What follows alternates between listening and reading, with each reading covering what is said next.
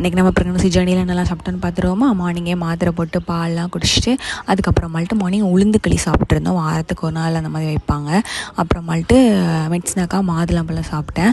அதுக்கப்புறமால்ட்டு ஒரு கேரட்டும் சாப்பிட்டேன். மோஸ்ட்லி நான் கேரட் எப்போவுமே எடுத்துப்பேன். ஏன்னா அது சாப்பிட்றதுக்கு கொஞ்சம் நேரம் பிடிக்குமா, அதனால் சரி டெய்லி ஒன்று சாப்பிடுவோன்னு சாப்பிட்றது.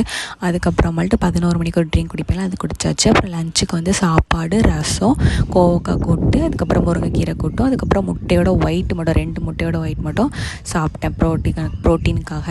அதுக்கப்புறமால்ட்டு நொங்கு வாங்கியிருந்து தெரியாமல் குட்டி கன்று இருக்கிற நொங்கு வாங்கிட்டோம் போல். இங்கே தான் வாங்கி மொத்தமாக வாங்கி வெட்டினோமா, அதனால் குட்டி கன்று இருக்கிறத வாங்கிட்டோம். ரொம்ப கொஞ்சோள சொத்தோடு தான் இருந்துச்சு. ஆனால் கொஞ்சம் டேஸ்ட் நல்லா இருந்துச்சு. அதனால் நம்மளுக்கு நொங்குனாலே பிடிக்குங்கனால சாப்பிட்டு முடிச்சாச்சு.